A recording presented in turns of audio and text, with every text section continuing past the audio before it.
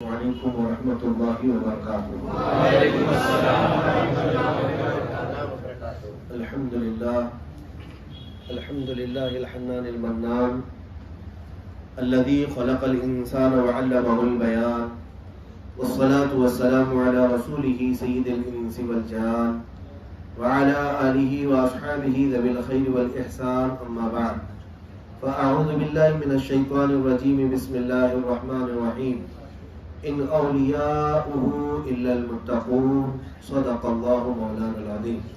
بارگاہ رسالت معاذ صلی اللہ تعالی علیہ وسلم میں درود پاک کا ہدیہ پیش کریں۔ اللہم صل علی سیدنا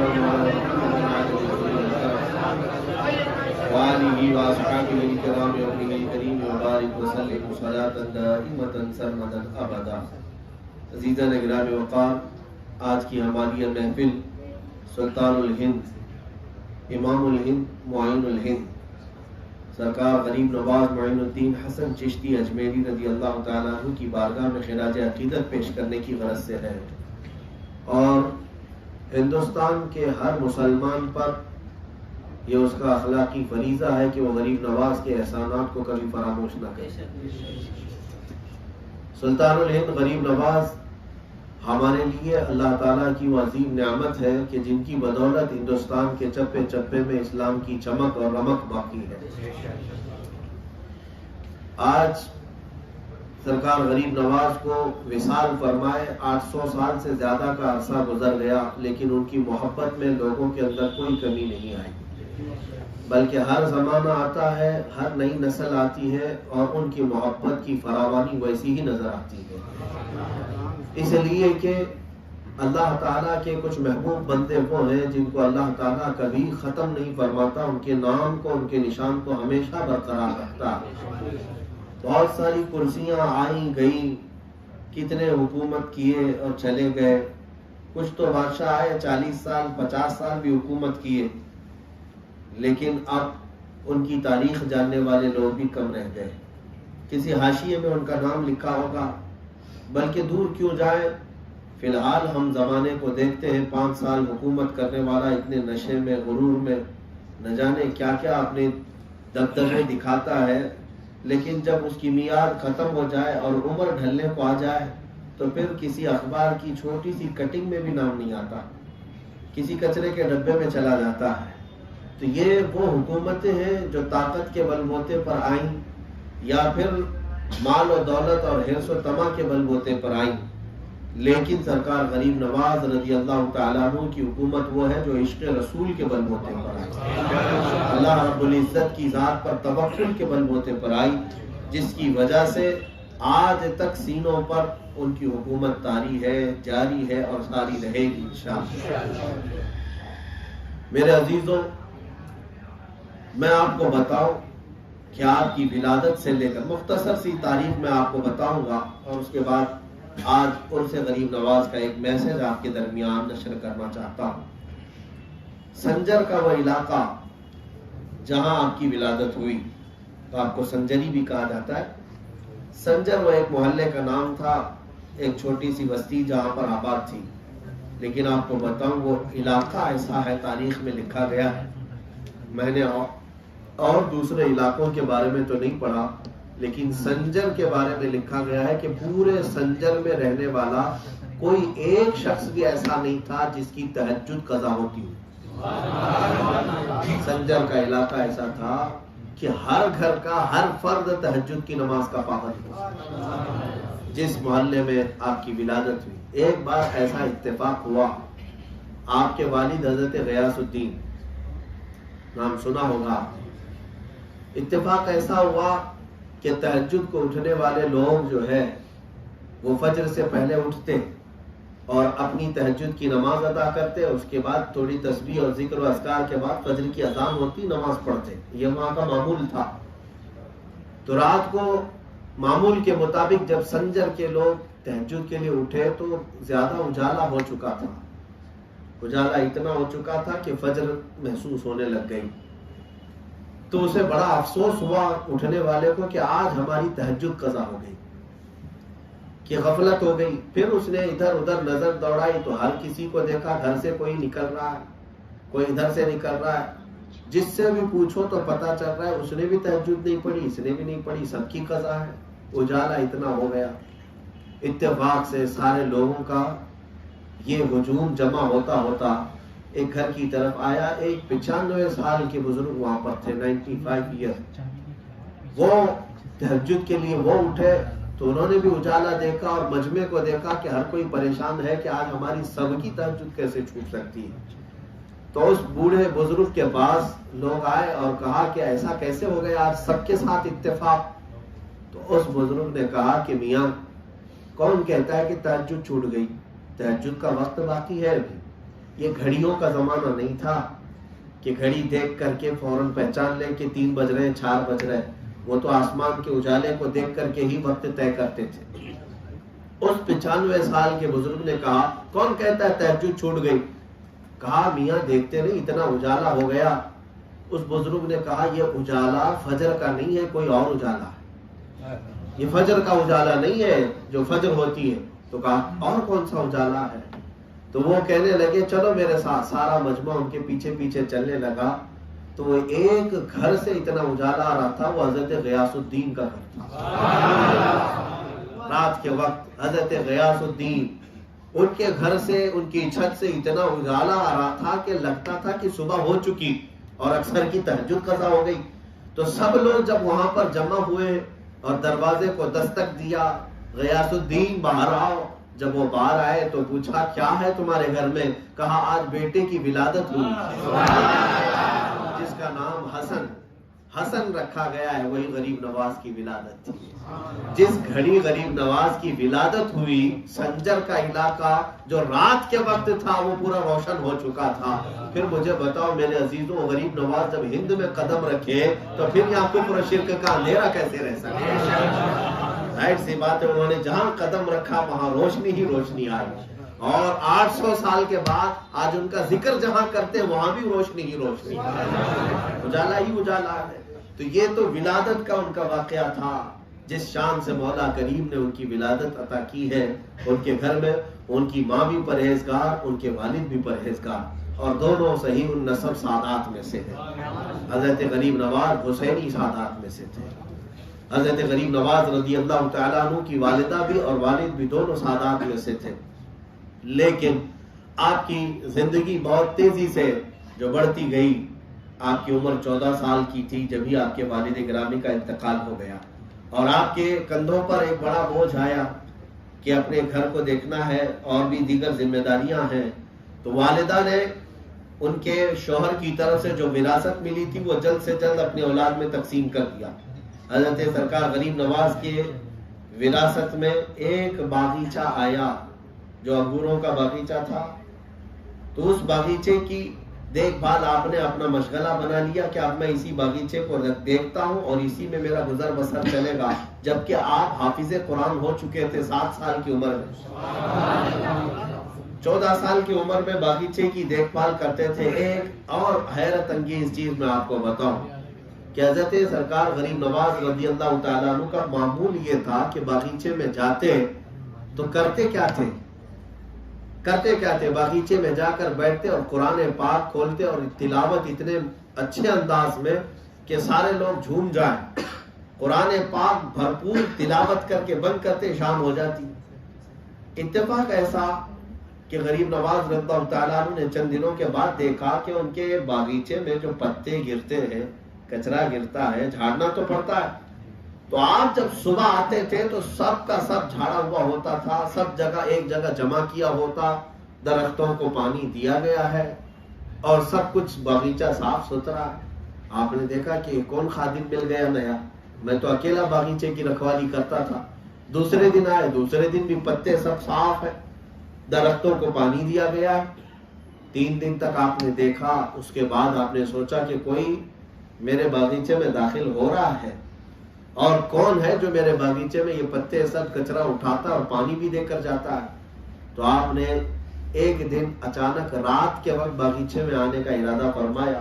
رات کے وقت باغیچے میں اچانک آئے تو پتوں کے جھاڑنے کی آواز آ رہی تھی، کوئی جھاڑو سے جھاڑ رہا ہے اور درختوں کو پانی دے رہا ہے۔ حضرت غریب نواز اپنے باغیچے کے دروازے کے قریب ہی کھڑے ہو کر کے پکارتے ہیں کہ جو کوئی بھی میرے باغیچے میں آیا ہے فوراً کے فوراً میرے پاس آ جائے. کون ہے وہ اور میری اجازت کے بغیر کون یہ جھاڑو جھاڑ رہا ہے؟ تو تھوڑی دیر کے لیے جھاڑنے کی آواز رک گئی، پانی کی آواز رک گئی. پھر آپ نے دوبارہ پکارا، تیسری مرتبہ پکارا تو سامنے کچھ شخصیات آئی. وہ عام لوگ نہیں تھے، وہ جنات تھے. ان کی شکلیں اتنی بڑی بڑی، وہ اپنے مخصوص لباس میں تھے. حضرت غریب نواز رضی اللہ تعالیٰ عنہ نے پوچھا کہ تم کون لوگ ہو؟ تم کون لوگ ہو؟ کہا ہم قوم جنات سے ہیں. کہا یہ میرے باغیچے کی صفائی تم کیوں کر رہے ہو؟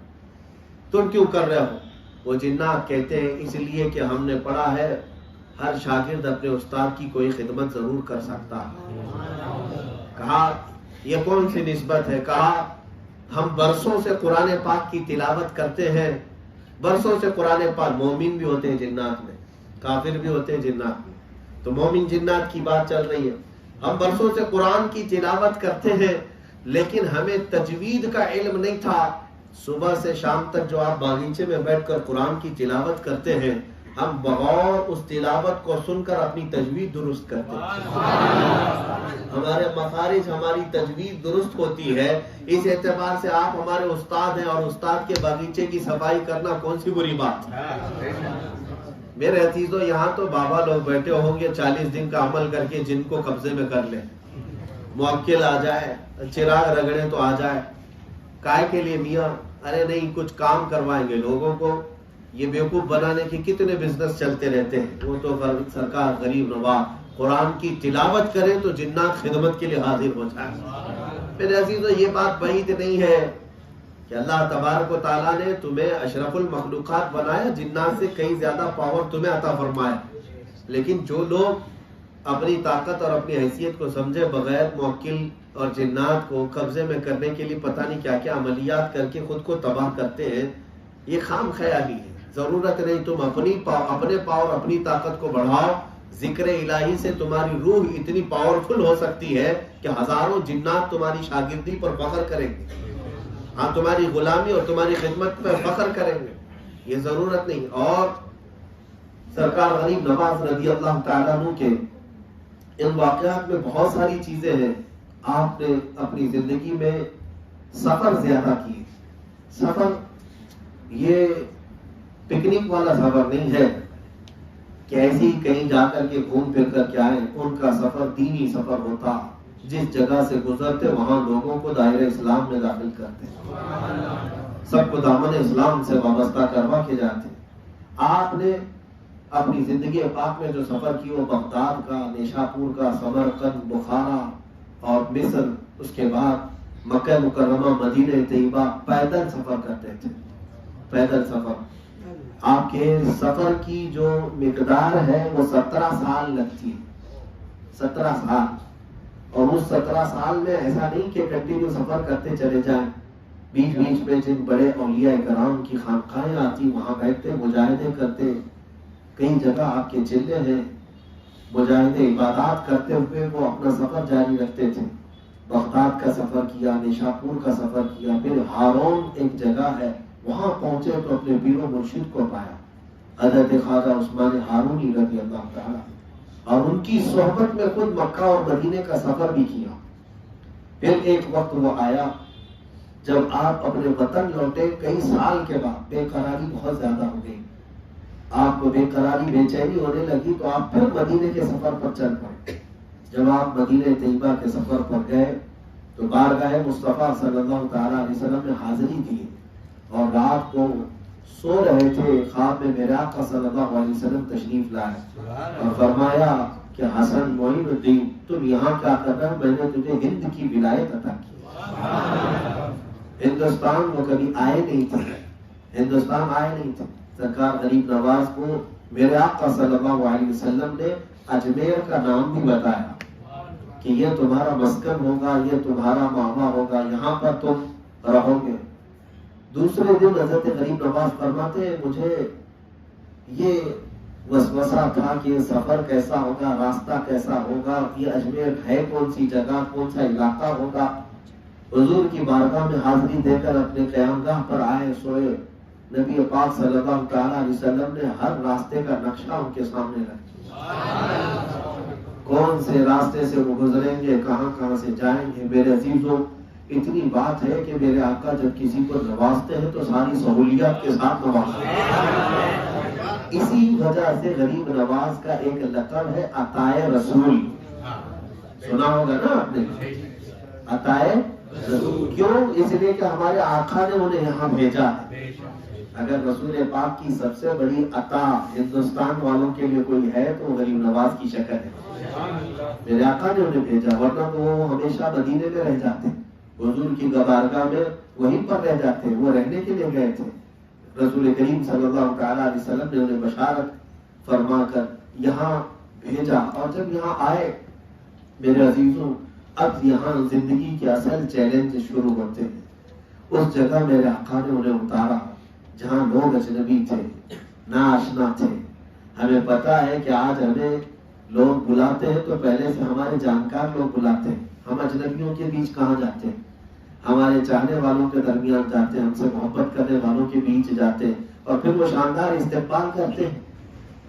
تو یہ کمال کی بات نہیں کہ ہم اپنے چاہنے والوں کے بیچ میں جا رہے ہیں، وہ ہماری استقبال اور محبت میں پلکیں بچھا رہے ہیں، پھول اور پتے ہمارے اوپر بکھیر رہے ہیں۔ یہ کمال کی بات نہیں۔ سرکار غریب نواز ایسے علاقے میں آئے جو اجنبی تھا، صرف اجنبی ہی نہیں بلکہ دشمن اسلام بھی تھا۔ ایسے علاقے میں آپ نے قدم رکھا، لاہور سے ہوتے ہوئے داتا گنج بخش کے دربار سے دلی پہنچے، اور دلی بھی آپ جانتے ہیں کہاں غریب نواز کا قیام تھا۔ اس زمانے کا ایک بڑا جابر اور دبدبا رکھنے والا راجا جس کو کھانڈے راؤ کہا جاتا تھا، اس کے قلعے کے بالکل سامنے ہی حضرت غریب نواز کا ٹینٹ لگا ہوا تھا۔ حضرت سلطان غریب نواز رضی اللہ تعالیٰ دلی وہاں پر آئے، صرف آپ نے 3 دن تک وہاں پر عبادت کی۔ آپ کی عبادت سے لوگ اتنے متاثر تھے کہ کھانڈے راؤ کے جتنے اکثر سپاہی تھے وہ آپ کی غلامی میں شامل تھے۔ ایک بات دیگرے، ایک بات دیگرے، دلی میں یہ شہرہ ہو گیا، دلی میں یہ بات پھیل گئی، مشہور ہونے لگی۔ تو اب لوگ جوک در جوک آتے اور آپ کا چہرہ پاک دیکھتے، اور آپ جس پر نظر ڈالیں وہ دائرہ اسلام میں آ جاتا، اس کا دل جاری ہو جاتا۔ یہ کئی دن تک دلی میں آپ رہ کر یہاں سے آپ نے اجمیر کے سفر کا ارادہ فرمایا۔ اجمیر کا سفر میرے عزیزوں، دلی سے اجمیر کتنے کلومیٹر ہوگا آپ دیکھ لینا، لیکن اتنے سفر کے درمیان آپ نے 7,000 لوگوں کو کلمہ پڑھایا۔ تمہارے ہمارے سفر اور ہے، غریب نواز کا سفر اور ہے۔ وہ جدھر سے گزرے لالا زار بناتے، گل و گلزار بناتے۔ اب اجمیر معلیٰ پہنچنے کے بعد اصل زندگی کی شروعات یہاں ہوتی ہے۔ یہاں کون کون سے چیلنجز تھے آپ کے ساتھ، کیسے کیسے مقابلے تھے۔ یہاں پرتھوی راج ایک غرور اور گھمنڈ اور نشے میں ملوث ایک بار راجا تھا، اسے بڑا غرور تھا، اور مسلمان نام سے چڑھتا تھا، نفرت رکھتا تھا، اور اسی کے علاقے میں غریب نواز کو آباد ہونا تھا۔ ہم تو دیکھتے ہیں سیکولر لوگوں کا دامن تھام لیتے ہیں، سیکولر لوگوں کے آس پاس جا کر کے ہم اپنا کچھ مقام بنا لیں گے، اور غریب نواز تو RSS کے بیچ میں آ گئے، کٹر لوگوں کے درمیان آئے۔ اور اس کے بعد سرکار غریب نواز رضی اللہ تعالیٰ عنہ نے اجمیر معلیٰ پہنچنے کے بعد جن مصیبتوں کا سامنا کیا وہ ایک دو نہیں، وہ بہت ہے۔ آپ جہاں بیٹھے وہاں سے اٹھایا جاتا، آپ جہاں خیمہ لگائے اس کو توڑ دیا جاتا، کئی مرتبہ یہ آپ کے ساتھ مصیبتیں ہوئی۔ پھر اللہ رب العزت نے آپ کو وہ قوت عطا کی، آپ نے اپنی کرامات سے ثابت کر دکھایا۔ رسول اللہ کا یہ شہزادہ اب ہندوستان میں اپنے پرچم لہرانے آیا ہے۔ آپ کے ساتھ جو معاملات ہوئے اس میں مشہور اجے پال جوگی کا جادو سے مقابلہ کرنا، اور پھر انا ساگر کے پاس ایک مندر تھا جس میں خصوصیت کے ساتھ صرف راجہ داخل ہو سکتا تھا اور کوئی نہیں، اور اسی کے آگے آپ کا ٹینٹ لگا ہوا تھا۔ آپ انا ساگر سے وضو کرتے تھے تو سارے پجاری بادشاہ سے یہ شکایت کرتے کہ یہ ایک مسلمان فقیر آیا ہے اور پانی کو وہ چھوتا ہے، جس کی وجہ سے یہ پانی ہمارے لیے ناپاک ہو جاتا ہے۔ یہ چھوت اچھوت کا تو ان کا ہی قانون ہے نا، منوسمرتی کا. منواد لوگ یہ آج سے نہیں ہے، بہت پہلے سے. یہ تو آج بڑے سیکولر بڑے گھوم رہے ہیں، ورنہ تو انہوں نے دلتوں کے کانوں میں گرم تیل بھی ڈالے. اگر کوئی دلت ویدوں کو سن لیتا اس کے کان میں کھولتا ہوا تیل ڈال دے. تو یہ تو ان کی حکومتیں ہیں، اور وہی چیز یہ ابھی بھی لانا چاہتے ہیں. چھوت اچھوت، یہ اکویلٹی کی بات کرتے ہیں، سب کی برابری کی بات کرتے ہیں. ذرا اپنے دامن میں جھانک کر کے دیکھیں، یہ بالکل کسی دوسرے کو برداشت نہیں کرتے. اسلام پر انگلیاں اٹھاتے ہیں. مسلمان کسی کو برداشت نہیں کرتے، تم کون سا برداشت کرتے؟ ان کے جو کٹر واد لوگ ہیں. الحمدللہ اسلام وہ ہے جس نے ہر ایک کے لیے اپنا دروازہ کھلا رکھا ہے. ہمارے پابندی ہے، ہر ایک کے لیے اسلام نے دروازہ کھلا رکھا ہے. ہماری مسجد کا امام ہونے کے لیے پٹھان ہونا شرط نہیں، سید ہونا شرط نہیں، شیخ انصاری ہونا شرط نہیں. بس اللہ کے کلام کو صحیح پڑھنا جانتا ہو، پھر وہ کسان کا بیٹا بھی ہو تو ہمارا امام بن سکتا ہے. یہ بھید بھاؤ ہمارے یہاں نہیں ہے. بہرحال حضرت غریب نواز رضی اللہ تعالیٰ عنہ کو یہ بات ناپسند آئی. آپ کو وضو کرنے سے بھی روکا جاتا تھا. آپ نے صرف اپنے ایک کوزے میں پورا ناساگر بھر لیا تھا، پورا تالاب سوکھ گیا تھا. یہ تاریخی روایات ہے. آج جا کر دیکھو تالاب اور ایک کوزہ ایک کٹوری کتنی ہو سکتی ہے. لیکن اللہ والے جب چاہے کسی سمندر کو کسی کٹوری میں جمع کرے اور کسی کٹوری کے پانی کو چاہے تو سمندر بھی بنا دے. اللہ تعالیٰ انہیں طاقت و قوت اور تصرف عطا کرتا ہے. ہوا یہ کہ جب معاملہ بچ گیا تو آپ سے معافی تلافی کیا وہاں کے لوگوں نے کہ ہمارے بچے، ہمارے مویشی، ہمارے جانور بھوکے پیسے ہو جائے. آپ نے دوبارہ اس کٹوری کو اس پہ ڈال دیا، وانا ساگر ویسی ہی کا ویسے بھرا رہا. میرے عزیزوں، کرامات تو غریب نواز کی بہت ہے، لیکن ایک چیز مجھے میرے مطالعے میں یہ نظر آئی کہ یہ مقابلہ جو کرتے ہیں ہر زمانے میں، کاش غریب نواز کسی ایک کو اپنا اب ہندوستان میں جانشین بنائے اور اس کی قیادت میں سارے مسلمان جمع ہو جائیں. جیسے غریب نواز نے اللہ کے توکل اور حضور کی محبت کے بھروسے ان سے مقابلہ کیا اور حق کا اعلان کرتے رہے. ہوا یہ تھا کہ پرتھوی راج کو غرور اتنا تھا، گھمنڈ اتنا تھا. کتنی کرامتیں غریب نواز کی دیکھا، سیم ابو جہل کی طرح تھا. سامنے آنکھوں سے دیکھا کہ یہ درویش بڑا پاورفل ہے، اس کے بیٹھانے سے اونٹ اٹھتے نہیں ہیں. یہ چاہتا ہے تو انا ساگر پورا کٹوری میں بھر لیتا ہے. ہونا تو یہ چاہیے تھا کہ ان کی طاقت و قوت کو دیکھ کر کے اسلام میں آ جائے اور غلامی قبول کر لے. لیکن جس کو نشہ ہو، گھمنڈ ہو، غرور ہو، وہ جلدی راہ حق کی طرف آتا نہیں، ہدایت اسے ملتی نہیں. اس نے ایک بہت بڑے مہنت کو بلایا. اس کا مقابلہ عام آدمی تو نہیں کرے گا. اب ہم بھی اپنے کسی بڑے پجاری کو بلاتے ہیں. اس نے اپنے پنڈتوں میں سے جو ایک بہت بڑا مہنت تھا اس کو بلایا. اس کا نام تاریخ میں رام دیو لکھا ہوا ہے، یہ والا نہیں. ہاں، وہ جو تاریخ میں ہے جس کو لکھا گیا وہ دونوں آنکھ والا تھا.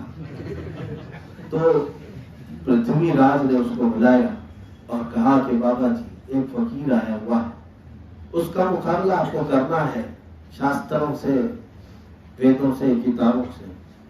تو اس رام دیو کو بھی معلوم تھا، اس نے سن رکھا تھا حضرت غریب نواز کے متعلق. کہا کہ وہی فقیر ہے جو اونٹوں کو بٹھایا تھا. کہا وہی. کہا یہ میرے بس کی بات میں نہیں کروں گا. تو راجا نے فورس کیا، اصرار کیا کہ نہیں، عزت کا سوال ہے، مقابلہ کرنا ہوگا.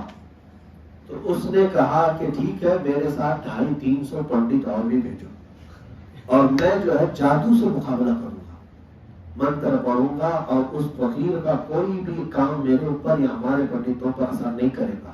کہا ٹھیک ہے. 250-300 پنڈتوں کو بھیجا ہے. یہ وہ وقت تھا جب سرکار غریب نواز عصر کی نماز میں مشغول تھا. یہ اپنی فوج لے کر کے منتر پڑھتے ہوئے سارے لوگوں سے کہا میں جو پڑھ رہا ہوں وہی پڑھتے رہنا، اس لیے کہ اس فقیر کا کوئی بھی حرکہ، کوئی بھی کام تم پر اثر نہیں کرے گا، کوئی حملہ تم پر اثر نہیں کرے گا، اور میرے ساتھ چلتے رہنا. سب پوری کی پوری فوج آئی ہے کس سے لڑنے کے لیے؟ ایک غریب نواز سے، ایک معین الدین سے. آپ عصر کی نماز میں مشغول تھے، آپ کے خادم نے دیکھا کہ یہ جادو کے کچھ وہ منتر پڑھتے ہوئے آ رہے ہیں، نماز سے سلام جیسی ہی حضرت نے پھیرا تو خادم نے کہا کہ حضور اتنی بڑی جماعت آ رہی ہے اور سامنے سامنے بڑا کوئی مہنتا رہا اور وہ کچھ ورد کرتے ہوئے آ رہے ہیں۔ حضرت غریب نواز نے انہیں بٹھایا، حصار کھینچا اور کہا بیٹھے رہو، ان کا کچھ بھی اثر نہیں کرے گا، کوئی بات کام نہیں آئے گا۔ تو آپ بیٹھ گئے، تھوڑی دیر کے بعد وہ چلتے چلتے چلتے مصلی کے قریب آ گئے اور اس کے بعد کہا کہ ہماری طرف دیکھو، ہم سے مقابلہ کرو۔ حضرت غریب نواز نے بغیر دیکھے اپنے خادم سے کہا کہ اس سے کہو واپس چلے جائے، ہماری عبادت میں دخل اندازی نہ کرے، خلل اندازی نہ کرے۔ تو خادم کی بات سن کر کے وہ آگ بگولا ہوا اور کہا کہ میں اس سے بات کرنے آیا ہوں، گرو سے، غلام سے نہیں، گرو مجھ سے بات کرے۔ حضرت غریب نواز نے اپنا چہرہ پہ پھیر لیا۔ اس وقت آپ کی آنکھوں میں جلال کا اثر تھا، جلال کا اثر تھا، اور جیسے ہی آپ نے اس کی طرف دیکھا، آنکھوں سے آنکھیں کیا ملی، اس کے ہاتھ پاؤں میں کپ کپی تاری ہو گئی، راشا تاری ہوا۔ اچانک وہ کانپنے لگا اور تھوڑی دیر کے بعد غش کھا کر کے نیچے گر پڑا، بے ہوش ہوا۔ آپ نے پانی منگوایا اور اس کے سینے پر پانی کا چھڑکاؤ کیا۔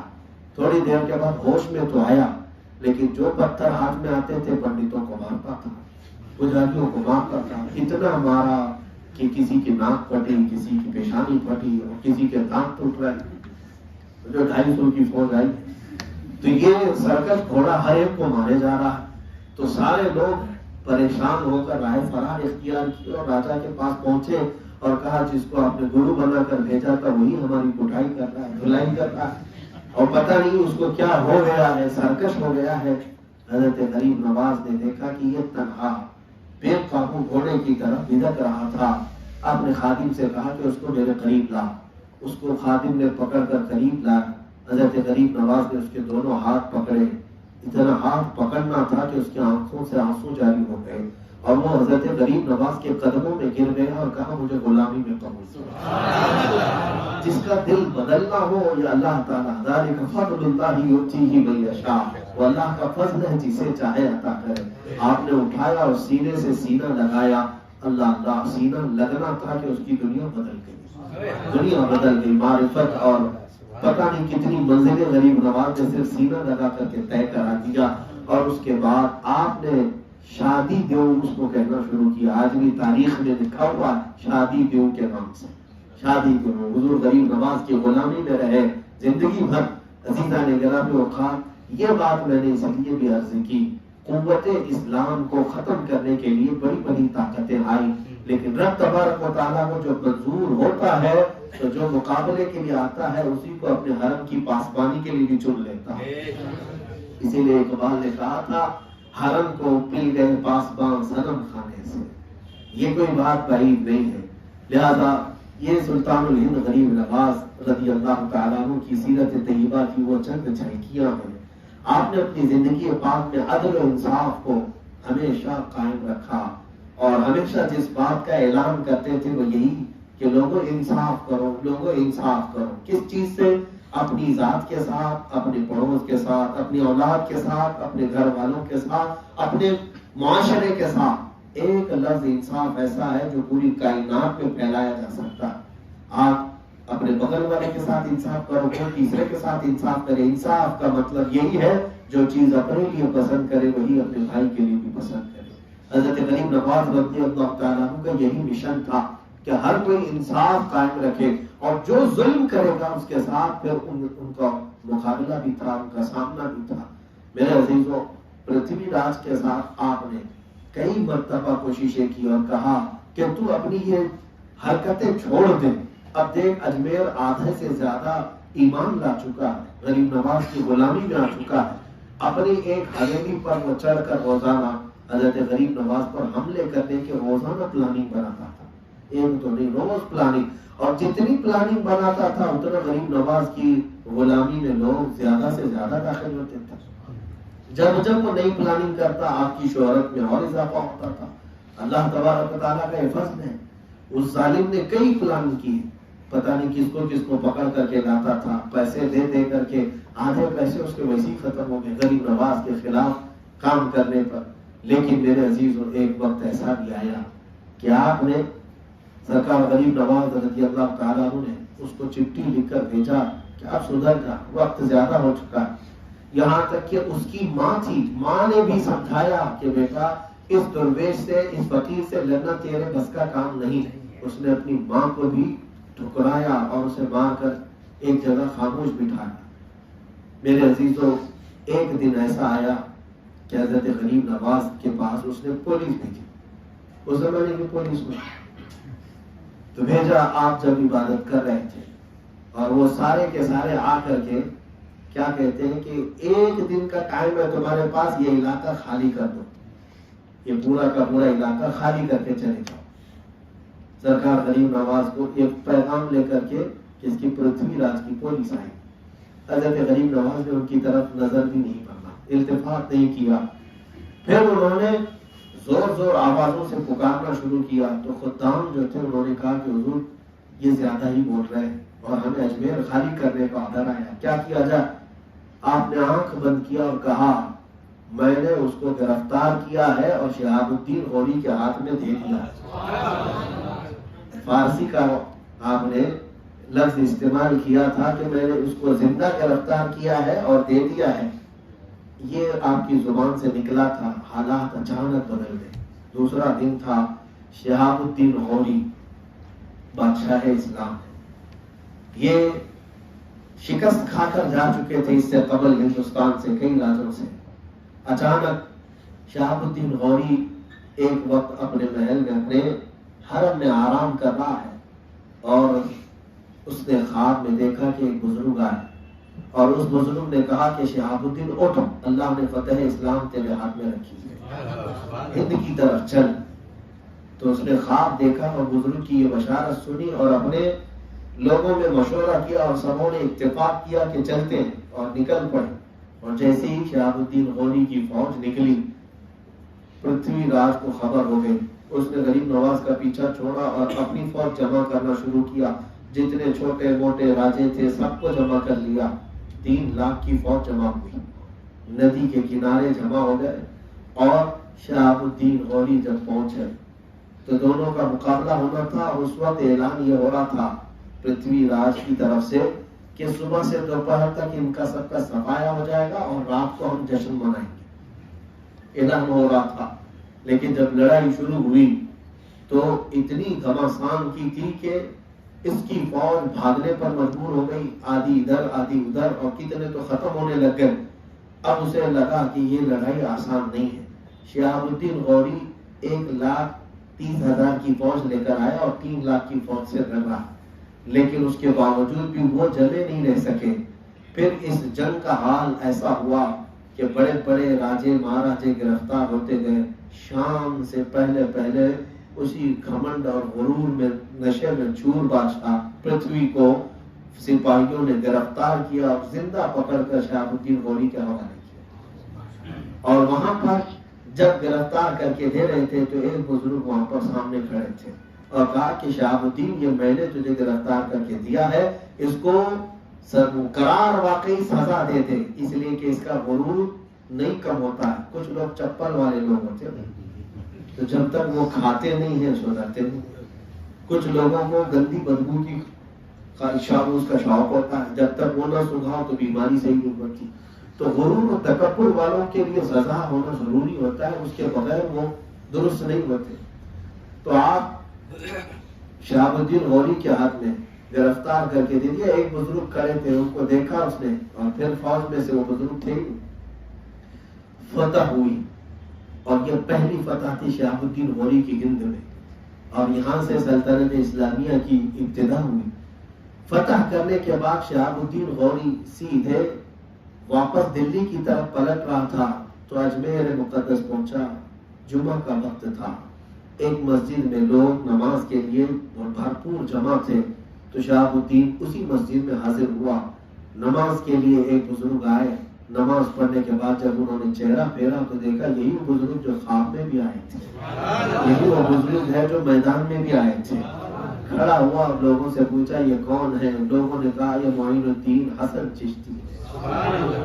میرے عزیزوں، غریب نواز نے شہاب الدین کو سینے سے سینہ لگایا اور کہا میں نے اپنا کام مکمل کر دیا، اب تو اپنا کام جاری کر۔ میرے عزیزوں، یہاں سے ایک بات پتہ چلتی ہے، صوفیہ کرام کا مقام صرف یہ نہیں ہے کہ چلا کاٹے اپنی خانقاہ میں بیٹھے رہے، بلکہ حکومت کی اصلاح کرنا یہ صوفیہ کا کام ہے۔ بادشاہ تو بادشاہت کرے گا، وہ نظام نافذ کرے گا، لیکن صوفیہ کو اللہ نے جو طاقت دی ہے وہ صرف اور صرف یہاں پر آج جس کو صوفی کہہ رہے ہیں یہ نہیں ہے۔ صوفیہ اکرام اگرچہ دنیا سے بے نیاز ہوتے ہیں لیکن وہ حکومت اور سیاست کی اصلاح کے لیے بھرپور کوشش بھی کرتے ہیں۔ آج ضرورت ہے ہندوستان میں سرکار غریب نواز کی نیابت کرنے والے صوفیہ کی، صرف اور صرف وہ صوفی نہیں جو مودی کے قدموں میں بیٹھ کر کے اس کی لمبی عمر کی دعا کرے اور 4-5 ہزار روپے لے کر گھر پہنچ جائے کہ ہاں یہ مسیح ہیں مودی جی ہمارے۔ تو میں اس صوفی کی بات نہیں کر رہا۔ صوفی وہ ہے جس کے دربار میں ننگے پاؤں وقت کا اکبر بھی حاضر ہوتا تھا تو وہ اپنی مسجد سے نہیں اٹھتے تھے۔ سرکار غریب نواز جو صوفی تھے وہ دنیا دار صوفیوں کے لیے نہیں۔ عزیزان گرامی اوقات، اب یہاں پر ایک میسج میں یہ دینا چاہوں گا، سلطان الہند غریب نواز رضی اللہ تعالیٰ صرف یہی چیز حضرت غوث پاک رضی اللہ تعالیٰ کے عرس کے موقع پر میں نے تقریب میں بتایا تھا کہ حضرت غوث پاک کی کرامات تو آپ نے سنی ہے، لیکن حکومت کی اصلاح جو آپ نے فرمائی وہ بھی کبھی سنا؟ سیاست میں آپ کا کیا رول تھا یہ بھی سنا؟ وقت کے خلیفہ اور گورنروں کی اصلاح کیسے غوث پاک نے کی ہے؟ میرے عزیزو، یہ سسٹم کو درست کرنا یہ بھی صوفیہ اور علماء کا کام ہے۔ آج لوگ یہ سمجھتے ہیں کہ نہیں ان تمام معاملات میں بولیں گے تو اچھا نہیں ہوگا، سیاست کے معاملات وہ لوگ جانے، ہم لوگ، یہ پاپائیت نہیں ہے اسلام میں جو عیسائیوں نے کیا ہے۔ عیسائیوں کے ہاں ایک سسٹم بن گیا کہ جو پاپ ہوگا وہ صرف اور صرف مذہب میں رہے گا، اور جو سیاست کریں گے وہ پاپ نہیں بنیں گے، جو پاپ ہوگا وہ سیاست نہیں کرے گا۔ انہوں نے ڈیوائڈیشن کر کے رکھا ہے۔ اسلام اس بات کی طرف نہیں لے جاتا۔ اسلام میں جو خلیفہ وقت تھا وہی مسجد کا امام بھی تھا۔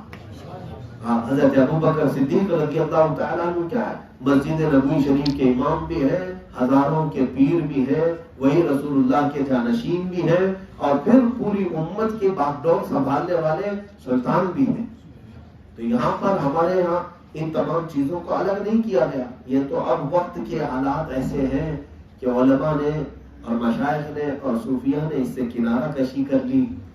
میں کہتا ہوں کہ ہمیں بھی اس بات کا شوق نہیں ہے کہ ہم کرسی پر بیٹھ جائیں، پارلیمنٹ میں چلے جائیں، شوق اس بات کا نہیں رکھتے، لیکن اتنی بات ضرور ہے کہ اگر کہیں فساد ہو رہا ہو تو اس کی اصلاح کی کوشش کرنا یہ علماء کا کام ہے۔ آپ نہیں اصلاح کریں گے تو کون اصلاح کرے گا؟ وقت کے خلفاء اور سلاطین کو ہم نے دیکھا ہے، اگر وہ فاسق و فاجر ہوتے اور زیادہ سرکش ہوتے تو اپنے اپنے وقت کے علماء نے ان کی نکیل تھامی ہے اور انہیں سیدھے راستے پر لانے میں پوری بھرپور کوشش کی ہے۔ امام احمد بن حنبل اگرچہ 3 بادشاہوں سے کوڑے کھائے لیکن حق بات بولنا کبھی نہیں چھوڑا کہ اگر وہ خلیفہ وقت یا بادشاہ اسلام بگڑتا ہے اور راستہ ٹریک چینج کرتا ہے تو انہوں نے اپنی ذمہ داری کو بھرپور نبھایا ہے۔ آج یہ نہیں ہو پا رہا ہے۔ آج کے حالات دیکھیں آپ کہ ہندوستان کی سرزمین پر یہ کسی نے تو اپنی ذمہ داری نہیں محسوس کی ہوگی، شاید اسی لیے ڈسبیلنس ہو گیا معاشرہ۔ حضور پاک صلی اللہ تعالیٰ علیہ وسلم نے ارشاد فرمایا، میری امت کے 2 جماعتیں اگر درست ہو جائیں تو پوری امت درست ہوگی۔ 2 جماعتوں کی اگر اصلاح ہو جائے تو ساری امت صحیح ہو جائے گی۔ وہ 2 جماعتیں کیا ہیں؟ حضور اکرم صلی اللہ تعالیٰ علیہ وسلم نے فرمایا، ایک امیروں کی جماعت اور ایک علماء کی جماعت۔ یہ امت کی گاڑی کے 2 پہیے ہیں، ایک بھی پنچر ہوا تو امت رک جائے گی، اس کی ترقی رک جائے گی۔ یہاں ہو یہ گیا ہے کہ امیروں نے عیش کو اپنی زندگی سمجھ لیا، ان کا تو دین میں حصہ ہی نہیں، وہ اپنا سارا مال کہاں خرچہ کر رہے ہیں آج سب کو پتا ہے۔ اور ایک طرف علماء کرام ہیں، دونوں کے درمیان اتنا تفاوت ہو گیا، اتنی دوری ہو گئی ہے کہ علماء نے، میں سب کی بات نہیں کرتا جن لوگوں سے امیروں سے انہوں نے تعلق رکھا بھی ہے تو صرف اپنا گھر بنانے کے لیے یا اپنی گاڑی بنگلے بنانے کے لیے، اپنا بینک بیلنس بنانے کے لیے۔ کسی ایک عالم کا کسی امیر سے تعلق ہو بھی تو فقط دین مصطفیٰ کے لیے، نبی پاک صلی اللہ تعالی علیہ وسلم کے دین کے لیے۔ اور اگر اپنی دنیا بنانے کے لیے تعلق رکھتا ہے تو امام غزالی فرماتے ہیں وہ اس مکھی سے زیادہ غلیظ ہے جو پخانے پہ بیٹھی ہے۔ یہ ہمارے اسلاف نے ہمیں اصول طے کر کے دیے۔ میرے عزیزوں، آج دل میں تکلیف اس بات کی ہوتی ہے کہ یہ وہی لہلہاتا چمن ہے جس کو غریب نواز نے سجایا تھا۔ سرکار غریب نواز کا بنایا ہوا یہ چمن، یہ گلشن، لیکن یہ خزاں رسیدہ ہو گیا۔ اس کو دیکھو جگہ جگہ سے لوگ اس طرح سے نوچ رہے ہیں، جگہ جگہ سے اس کو ویران کر رہے ہیں۔ اس ہندوستان کی امیج آج پوری دنیا میں خراب کرنے کی کوشش کی جا رہی ہے، چند آتنکیوں کی وجہ سے، چند زہریلے لوگوں کی وجہ سے، چند کٹرواد لوگوں کی وجہ سے۔ غریب نواز کے امن کا ماحول کہاں چلا گیا؟ آج انہوں نے زہر اتنا بھر دیا ہے، اتنا بھر دیا ہے، میں کیا بتاؤں میرے عزیزوں۔ ان کو اب ہماری ٹوپیاں گھڑنے لگ گئی، داڑیاں چبھنے لگ گئی، دوپٹے ان کے پیٹ میں درد کرنے لگ گئے عورتوں کی۔ یہ زہر کیا ہے؟ اور کہنے کو تو ہندوستان ہمارا پوری دنیا کی سب سے بڑی ڈیموکریٹک کنٹری ہے، سب سے بڑا جمہوری ملک ہے، لیکن حالات، جمہوریت کون سی جمہوریت، کون سے ڈیموکریٹک؟ یہاں تو سب سمجھ میں آ جاتا ہے کہ فاشسٹ تنظیمیں آج برسر اقتدار ہے۔ انہوں نے زہر اتنا کھول رکھا ہے، اتنا زہر کھول رکھا ہے۔ میں آج کی بات بتاؤں، ابھی میں آ رہا تھا ممبئی، ابھی پہنچا ہوں 8:30 بجے۔ جس ایئرپورٹ سے میں سوار ہو کر کے اپنی فلائٹ میں آ رہا تھا، اکثر تو ہوتا ہے یہ تعصب کی نگاہ سے دیکھتے ہی، لیکن ہمیں کچھ فرق نہیں پڑتا۔ میرا اگر لباس تمہیں چبھتا ہے تو اور چبھاؤں گا، گڑتا ہے تو اور گڑاؤں، اس لیے کہ میں نے چوروں کا لباس نہیں پہنا ہے، یہ رسول اللہ کی سنت ہے۔ تمہارے جلنے کڑنے اور گرنے سے میرا کچھ فرق نہیں پڑتا۔ جب یہاں ہندوستان میں لوگ ننگے رہ سکتے ہیں تو میں امامہ کیوں نہیں پہن سکتا؟ نہیں ہے، ہندوستان میں آزادی ہے، کچھ نہ پہنو تو بھی کوئی کچھ بولنے والا نہیں ہے۔ وہ گرو لوگ بھی ہیں جو کچھ بھی نہیں پہنتے ہیں، ان کا لباس بھی نہیں ہے، لیکن ہم نے جا کر کے کہیں پر چھیڑ چھاڑ نہیں کیا کہ کم سے کم انڈرویئر پہن لو، فلاں کر لو، ہم نے کبھی نہیں کہا۔ نہیں، تمہارے مذہب کی آزادی ہے، تمہیں نہیں پہننا نہ پہننا۔ لیکن آج اس زہر کو ایسا پھیلایا گیا ہے میرے عزیزوں۔ ایئرپورٹ میں لباس چیک کرتے ہیں یا پھر کوئی میٹل چیک کرتے ہیں، یہ مجھے آج تک سمجھ میں نہیں آیا۔ بڑی بڑی 5 کلو کی جینس جو ہے وہ میٹل ڈیٹیکٹر سے اور ان کی مشین سے چیک ہو جاتی ہے، لیکن 50 گرام کی ٹوپی چیک نہیں ہوتی، اس کو اسکریننگ کرنا پڑتا ہے۔ بہرحال ہم تو اپنے امامہ شریف میں ہوتے ہیں، اکثر لوگ سپورٹ بھی کرتے ہیں، اچھے پولیس والے بھی ہیں، وہ احترام بھی کرتے ہیں، میں سب کی بات نہیں کرتا، لیکن کچھ زہریلے ہوتے ہیں جن کو صرف اور صرف ایسا لگتا ہے کہ کچھ کرنے والا یہی لباس پہن کے آئے گا۔ ارے بیوقوف ہو، جس وقت کرنا ہو اتنا بھاری لباس کیوں پہنے؟ کچھ تو سینس کا استعمال کرو۔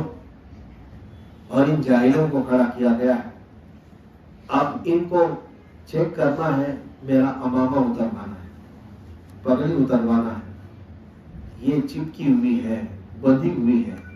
دوسرے لوگ ریکویسٹ کرتے رہے کہ نہیں یہ چیز اتروانا ضروری نہیں، آپ اپنی مشین سے، بہت پتلا کپڑا ہے، بہت پتلا کپڑا ہے، موٹی جینس چیک ہو سکتی ہے تو یہ کیوں نہیں چیک ہوگی؟ لیکن کسی کو ضد ہے کہ نہیں اتروانا ہے۔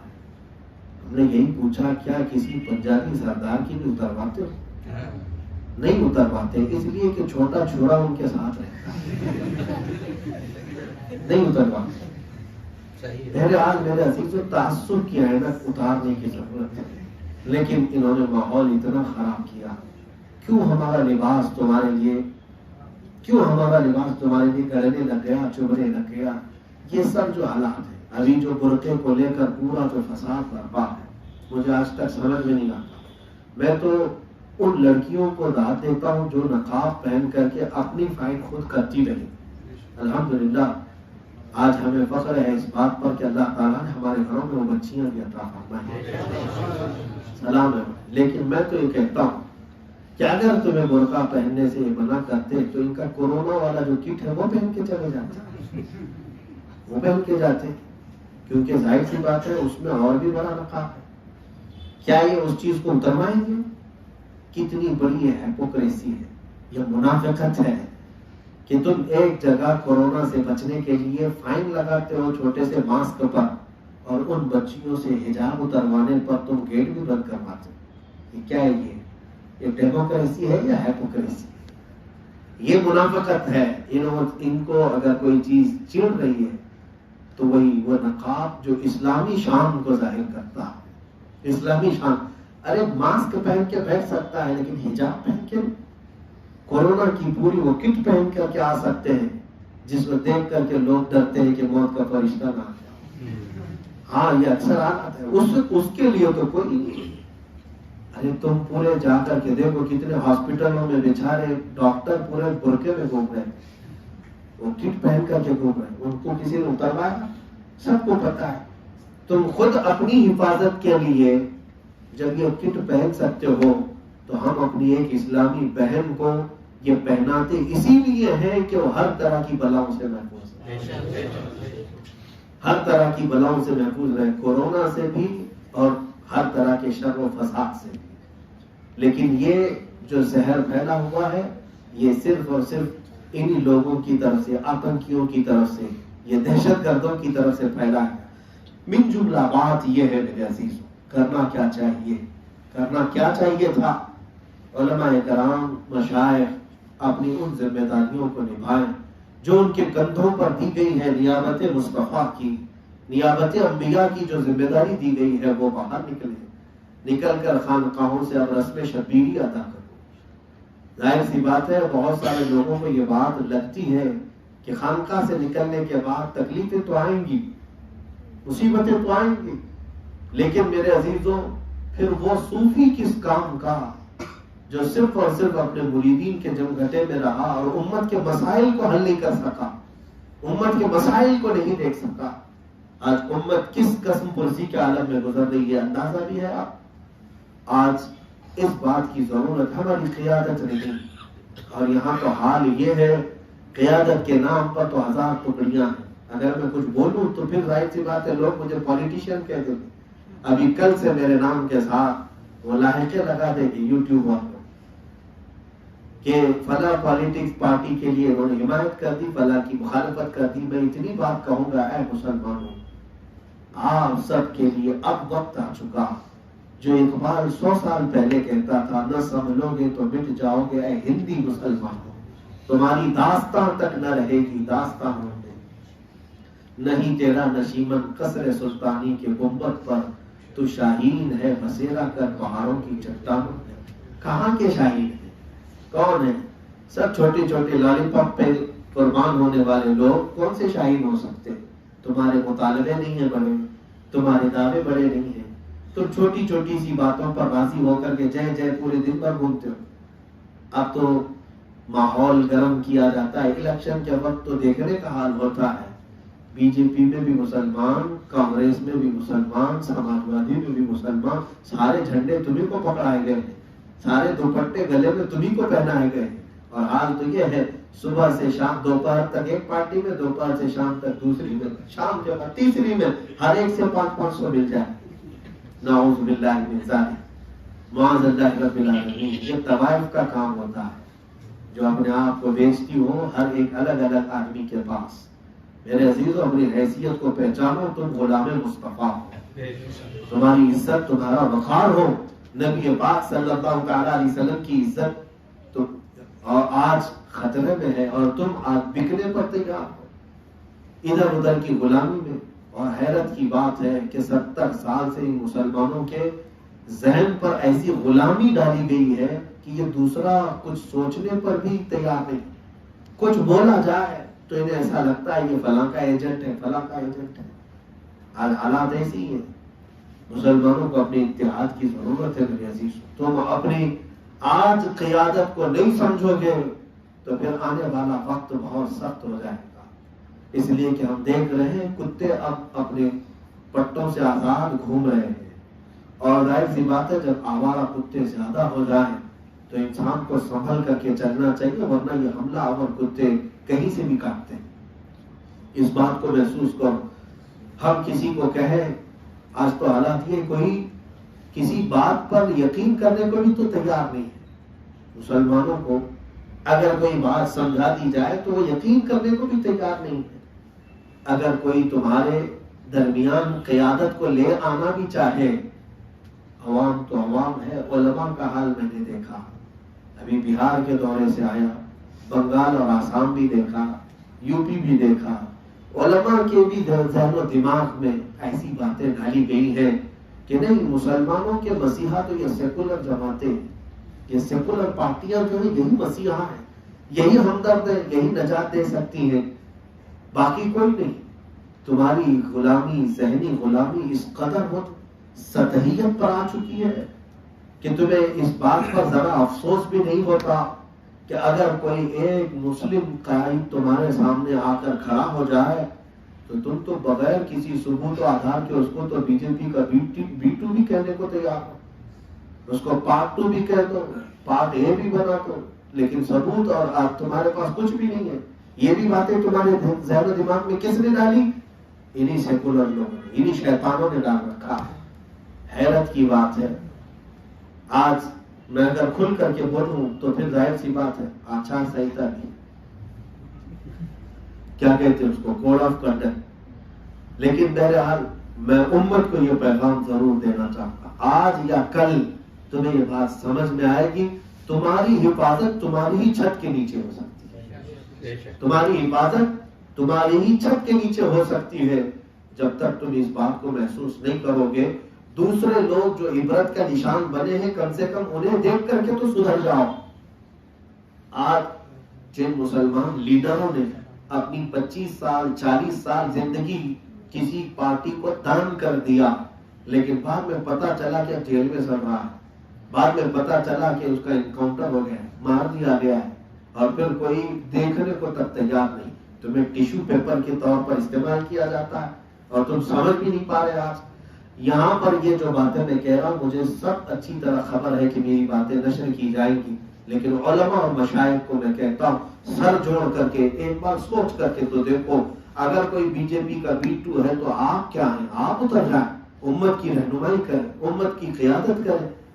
یہ 1000 ٹکڑوں میں جو بٹتی جا رہی ہے، انہیں کسی شیطان کا ڈر دکھا دکھا کر کے پارٹیاں اپنی طرف بٹورتی ہیں۔ اتر پردیش کا ماحول یہی چل رہا ہے، اتر پردیش کا ماحول یہی چل رہا ہے۔ ہر کوئی مسلمانوں پہ ایک لالی پاپ پکڑانا چاہتا ہے، اور یہ اتنے میں خوش ہے، اتنے میں خوش ہے کہ ہاں ٹول گیٹ جو ہے فری کرا کر کے دے دیں گے نیتا جی ہمارے، اور کیا کرائیں گے، اور کیا کرائیں گے، کسی بہن کو ساڑی پہنا دیں گے، کسی کو دوپٹہ بانٹ دیں گے خیرات میں، بس اتنے پر خوش ہے۔ میرے عزیزوں، اللہ تعالیٰ نے تمہیں یہاں پر پاور دیا اور طاقت دیا ہے، تو اپنا مقصود، اپنا مطمع نظر ایک متحد بنا کر کے فیصلہ کرو، ورنہ تمہاری قیادت ہمیشہ کے لیے ختم کرنے کی سازشیں ہو چکی ہیں۔ آج کیا کھل کر کے یہ نہیں کہا جا رہا ہے کہ ہمیں مسلمانوں کے ووٹ کی بھی ضرورت نہیں؟ یہ کوئی میں نئی بات تو نہیں کہہ رہا، لوگ اس بات کو آج علل اعلان کہہ رہے ہیں کہ مسلمانوں کے ووٹ کی ضرورت نہیں۔ ہمارے یہاں پر 25 کروڑ 30 کروڑ کی آبادی ہے، تم ہندوستان کے مستقبل کو طے کر سکتے ہو۔ جتنا دوسروں کا حق ہے اتنا ہی ہمارا بھی ہندوستان کی زمین پر حق ہے۔ جتنے دوسروں نے ترقیاں نہیں کی ہوگی اتنے مسلمانوں نے بھی ترقیاں کی ہیں۔ جتنے دوسروں کے ہاں سے انجینئر ڈاکٹر پیدا ہوئے اتنے ہی ہمارے گھروں سے بھی انجینئر ڈاکٹر پیدا ہوئے۔ ہندوستان کے پرچم کو بلند کرنے میں یہاں سب کا یوگدان ہے اور سب کا حصہ ہے، لیکن آج یہ جو ہمارے ساتھ ڈبل پالیسی اور دوغلاپن کیا جا رہا ہے، اس کو سمجھنے کے لیے میں میسج کے طور پر اتنی بات نشر کرنا چاہوں گا۔ آج ایک بات پر متحد تو ہو جاؤ، کسی ایک قیادت کو تسلیم تو کر لو۔ بہتوں کو تم نے آزمایا، ایک بار اپنوں کو آزما لو۔ بہتوں کو آزمایا، ایک بار اپنوں کو آزما لو۔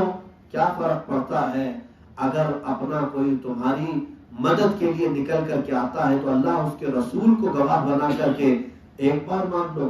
ہمارے والد گرامی فرمایا کرتے تھے کبھی کبھار ایسا ہوتا ہے بیٹا کہ تمہیں جو چیز پسند نہیں ہوتی باپ اگر کہہ رہے ہیں یہ کر لے, تمہیں یہ کپڑا پسند نہیں لیکن باپ کہتا ہے یہ پہن لے, ہمارے والد کہتے ہیں کہ پہن لیا کرو, اس لیے کہ اگر تم نے پہن لیا باپ کی بات رکھتے ہوئے تو پھر اللہ تعالیٰ اس باپ کی بات کی لاج رکھتے ہوئے اگر وہ کپڑا غلط بھی ہوگا مولا اسے تمہاری نعمت بنا دے.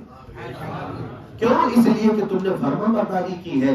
اللہ کا حکم ہے کہ میرے باپ کی پیروی کرو, فرما برداری کرو. اگر وہ کانٹوں والا لباس بھی ہوگا تو رب تعالیٰ اسے محمل بنائے. میں اتنی بات کہوں گا, اے مسلمانوں تم متحد ہو جاؤ اور اپنی قیادت کو بٹنے نہ دو, ایک طرف آ جاؤ, ورنہ اس زہریلے ماحول کا مقابلہ کیسے کرو گے؟ متحد ہوگے تو کہلاؤ گے مومن و غازی, منتشر ہوگے تو قسطوں میں صفایا ہوگا, منتشر ہوگے تو قسطوں میں صفایا ہوگا, ٹکڑے ٹکڑے کر کے ختم کر دیے جاؤ گے. اس لیے آج سرکار غریب نواز کے عرس کے موقع پر میں پورے ہندوستان کے مسلمانوں سے یہ اپیل ضرور کرنا چاہوں گا, اپنی قیادت کو پہچانو, اپنی قیادت کو پہچانو. آج سب سے بڑا تمہارا ایشو یہ ہے کہ اس کو مت دیکھو کہ جو 5 سال میں ایک مرتبہ تمہیں پیٹھ تھپانے کے لیے آئے, بلکہ اسے دیکھو جو تمہارے تحفظ اسلام کی بات کرے, قرآن و حدیث کی حفاظت کی بات کرے, جو رسول اللہ کی عزت کی حفاظت کی بات کرے, اسے اپنا قائد یہاں تسلیم کرو گے تو انشاءاللہ العزیز میرا یقین ہے کہ مولا تعالیٰ ایسی قیادت میں برکت بھی عطا فرمائے گا.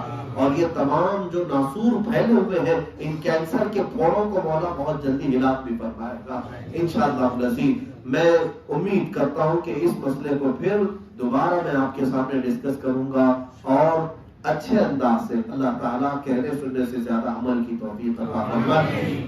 ہم آج اجمیر معلیٰ میں حاضر تو نہیں ہیں لیکن مولا کی بارگاہ میں التجا ہے کہ ہماری روحوں کو مولا اجمیر پہنچا دے. غریب نواز کے قدموں میں ہماری روحوں کی حاضری ہو اور ان کے برکات اور فیوز ہمارے قلب پر جاری و ساری فرما. ہماری آنکھوں میں ان کی محبت کا نور عطا فرما, ہمارے دلوں میں ان کی محبت کا سرور عطا فرما.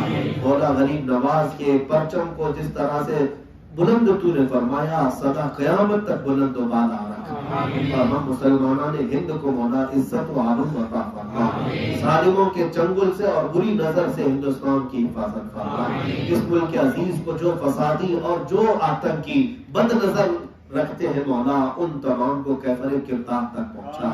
اللہ ہمارے ملک عزیز میں امن و شانتی عطا فرما, اس کو امن و امان کا گہوارہ بنا دے. رسول اللہ صلی اللہ تعالی علیہ وسلم کی عزت کی حفاظت کی توفیق عطا فرما. صلی اللہ تعالی علی خیر خلق محمد و آلہ و اصحابہ اجمعین.